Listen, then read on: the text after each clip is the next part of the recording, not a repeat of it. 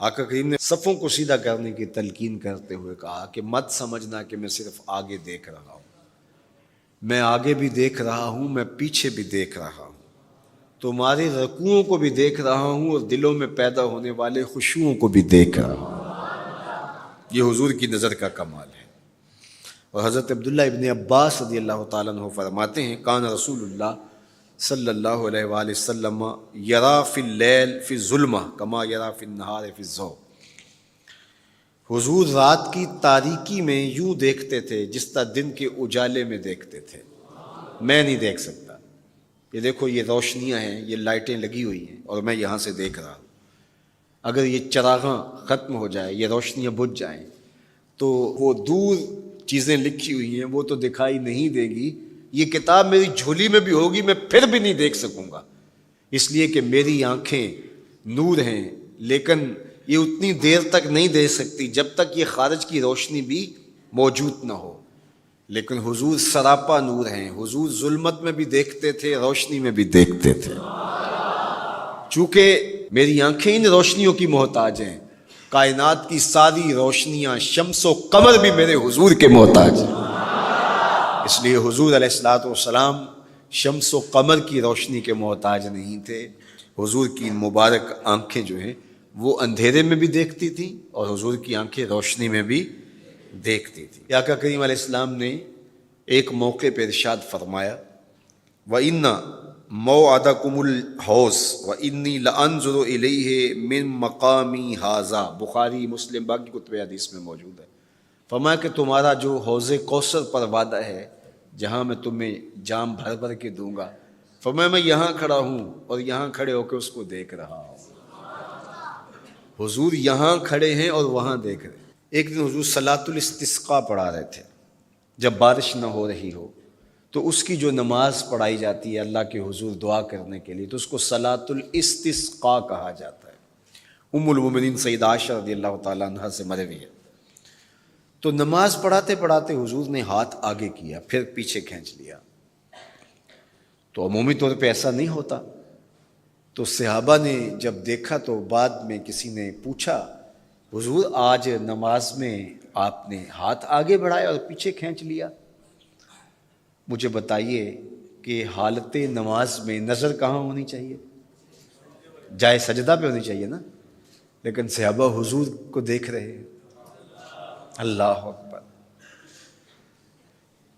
صحابہ سے کسی نے پوچھا کہ تم بتاؤ ظہر اور عصر کی نمازوں میں حضور قرات کرتے تھے؟ کہاں کرتے تھے؟ بخاری میں۔ تمہیں کیسے پتہ ہے کرتے تھے؟ کہا نحن نعلم باضطراب لحیتہ، ہم حضور کی مبارک داڑھی کی جنبش سے اندازہ کرتے تھے کہ قرات ہو رہی ہے۔ معلوم ہوا نماز بھی چلتی رہتی تھی، رخ محبوب کی دید بھی ہوتی رہتی تھی۔ اور اقبال کہتا ہے شوق تیرا اگر نہ ہو میری نماز کا امام، میرا رکوع بھی حجاب میرا سجود بھی حجاب۔ اللہ اکبر۔ تو حضور نے ہاتھ آگے بڑھایا اور پھر کھینچ لیا۔ پوچھا گیا حضور یہ آج نماز میں ایک نئی چیز ہم نے دیکھی، آپ نے ہاتھ آگے بڑھایا پھر کھینچ لیا؟ فرمایا ہاں، جنت میں کھجوروں کا ایک خوشہ لٹک رہا تھا، میں اس کو توڑنے کے لیے ہاتھ ڈالا تھا پھر میں نے چھوڑ دیا، اور اگر میں توڑ لیتا تم قیامت تک کھاتے رہتے ختم نہ ہوتا، لیکن میں نے کہا نہیں چلو پھر قیامت کو ہی صحیح ہے۔ اب حضور کھڑے کہاں ہیں؟ مدینہ المنورہ میں، اور جنت کہاں ہے؟ سدرۃ المنتہا سے اوپر۔ سر پٹ گھوڑا دوڑے اور تیز رفتار گھوڑا، تازی گھوڑا، 500 سال دوڑنے کے بعد پہلے آسمان تک پہنچے، پھر اتنی موٹائی آسمان کی، پھر دوسرا آسمان، پھر تیسرا آسمان، درمیان میں پھر خلائیں بھی، پھر وہاں سے 7 آسمانوں کے بعد کہیں سدرۃ المنتہا، اور قرآن بتاتا ہے کہ جنت بھی سدرۃ المنتہا کے پاس ہے، پھر آگے جنت، اور جنت کے جو درخت ہیں وہ 70,000 سال کی اونچائی پر ہیں، وہاں لٹکتی ہوئی کھجوروں کے خوشے، اور حضور علیہ السلام نے یہاں کھڑے ہو کے ہاتھ بڑھایا اور وہاں حضور کا ہاتھ پہنچ گیا۔ یہ ہاتھ کے پہنچنے کی منتہا نہیں ہے، ضرورت یہاں تک کی تھی لہٰذا یہاں تک پہنچا، اگر ضرورت اس سے آگے کی ہوتی تو آگے بھی پہنچ جاتا. تو حضور کا ہاتھ یہاں سے یہاں تک پہنچا. یہ حدیث پاک میں نا، میں اور آپ ہاتھ اٹھائیں تو ہمارا ہاتھ کہاں تک پہنچتا ہے؟ 5 فٹ قد ہے تو 3 فٹ اوپر ہاتھ پہنچ جائے گا، تو ہمارا ہاتھ 8 فٹ تک پہنچے گا، زمین سے 8 فٹ تک. چلو کسی کا 9 فٹ تک پہنچے گا، کوئی چھلانگ لگا کے اچھل کے اوپر لے جائے گا تو 10 فٹ تک پہنچ جائے گا. البتہ ہماری نظر بہت تیز ہے. ہماری نظر پہلے آسمان کے ٹمٹماتے ہوئے ستارے دیکھتی، دوسرے آسمان کے ستارے بھی دکھائی دیتے ہیں، تیسرے آسمان کے ستارے چاند سورج میں دکھائی دیتا ہے.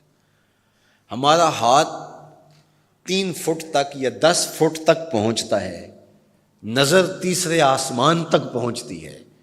اور جس کا ہاتھ جنت تک پہنچتا ہے اس کی نگاہ کہاں تک پہنچتی ہوگی، اس کی نظر کا کمال کیا ہوگا. اس لیے فرمایا انی ارا ما لا ترون واسمع ما لا تسمعون. جو میں دیکھتا ہوں وہ تم نہیں دیکھتے، جو میں سنتا ہوں وہ تم نہیں سنتے. اپنے حواس کو نبی کے حواس پر قیاس کرنا یا نبی کے حواس کو اپنے حواس پہ قیاس کرنا سوائے جہالت کے اور کچھ نہیں ہے. چے نسبت خاک را بعالم پاک، کہاں ہم کہاں ان کی ذاتیں بابرکات. اس لیے فرمایا انی ارا ما لا ترون واسمع ما لا، جو میں دیکھتا ہوں وہ تم نہیں دیکھتے، اور جو میں سنتا ہوں وہ تم نہیں سنتے. اللہ اکبر. ہماری آنکھیں تو چمکتے ہوئے سورج کو دوپہر کے وقت نہ دیکھ پائیں، چندھیا جائیں، آنکھوں میں پانی اترنے لگے، اور محبوب کی آنکھیں بے حجاب دیدار رب کریں. اور قرآن کہے ما زاغ البصر وما، آنکھ چندھیائی بھی نہیں اور حد ادب سے تجاوز بھی نہیں کیا.